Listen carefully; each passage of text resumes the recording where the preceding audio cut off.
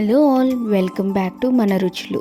ఈరోజు మనం దక్షిణ భారతదేశంలో ప్రసిద్ధి చెందిన సాంబార్ రెసిపీ ఎలా చేసుకోవాలో చూద్దామా. ఒక కుక్కర్లోకి 2 కప్పుల కందిపప్పు వేసుకొని శుభ్రంగా కడుక్కొని పక్కనుంచుకోండి. అందులోకి 1కి 2 కప్పుల నీళ్ళు పోసుకొని బాగా ఉడికించుకోండి.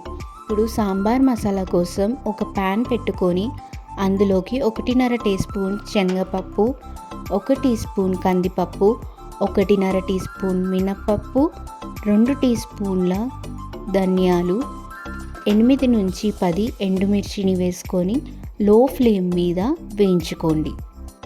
మంటని లో ఫ్లేమ్ మీదనే ఉంచండి. హై ఫ్లేమ్ మీద పెట్టుకుంటే దినుసులు మొత్తం మాడిపోయి సాంబార్ మసాలా అంత రుచిగా రాదు. అన్నీ బాగా వేగిన తర్వాత 1 స్పూన్ జీలకర్రను యాడ్ చేసుకోండి.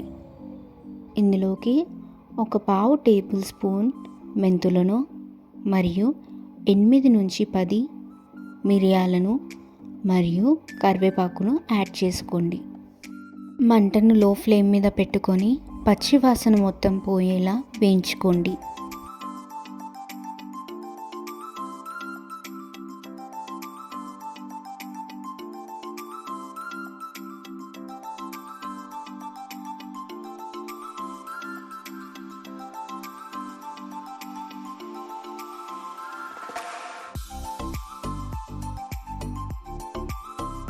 అన్నీ బాగా వేగిన తర్వాత ఇందులోకి 1/2 టేబుల్ స్పూన్ పసుపును వేసుకొని ఇది మొత్తం మిక్సీ చేసుకుందాం. వీడియోలో చూపిస్తున్న విధంగా ఫైన్ పౌడర్ చేసుకోవాలి. ఇప్పుడు చింతపండు రసం కోసం 1 నిమ్మకాయ సైజ్ అంత చింతపండును నానబెట్టుకొని పక్కన ఉంచుకుందాం. సాంబార్ కోసం మన దగ్గర ఉన్న వెజిటేబుల్స్ని ఇలా కట్ చేసుకొని పక్కన ఉంచుకుందాం. ఇప్పుడు ఒక గిన్నె పెట్టుకొని దాంట్లోకి 5 టేబుల్ స్పూన్ల ఆయిల్ని యాడ్ చేసుకోండి. ఆయిల్ వేడెక్కిన తర్వాత 1 టేబుల్ స్పూన్ జీలకర్రను యాడ్ చేసుకోండి. జీలకర్ర వేగిన తర్వాత ఇందులోకి మనం కరివేపాకును యాడ్ చేసుకుందాం. ఇప్పుడు ఇందులోకి మనం పొడువుగా కట్ చేసుకున్న పచ్చిమిర్చిలను యాడ్ చేసుకుందాం. ఇవి బాగా వేగిన తర్వాత ఇందులోకి మనం ముందుగా కట్ చేసుకున్న ఉల్లిపాయ, క్యారెట్, బంగాళదుంప, దొండకాయ, సోరకాయ, వంకాయ ముక్కలను యాడ్ చేసుకుందాం. అన్నీ బాగా కలిసేలా కలుపుకుందాం.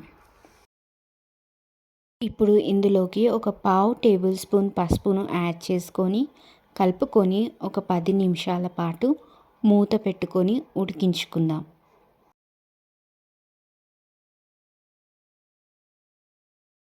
10 నిమిషాల తర్వాత మూత తీసుకొని అన్నిటినీ బాగా కలుపుకొని ఇందులోకి మనం ముందుగా కట్ చేసి పెట్టుకున్న టమాటోను యాడ్ చేసి మళ్ళీ 5 నిమిషాల పాటు మూత పెట్టుకొని ఉడికించుకుందాం.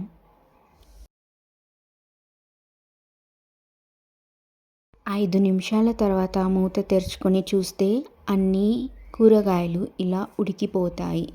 ఇప్పుడు ఇందులోకి మనం తగినంత ఉప్పు మరియు 2 టేబుల్ స్పూన్ల సాంబార్ మసాలాను యాడ్ చేసుకొని కలుపుకుందాం.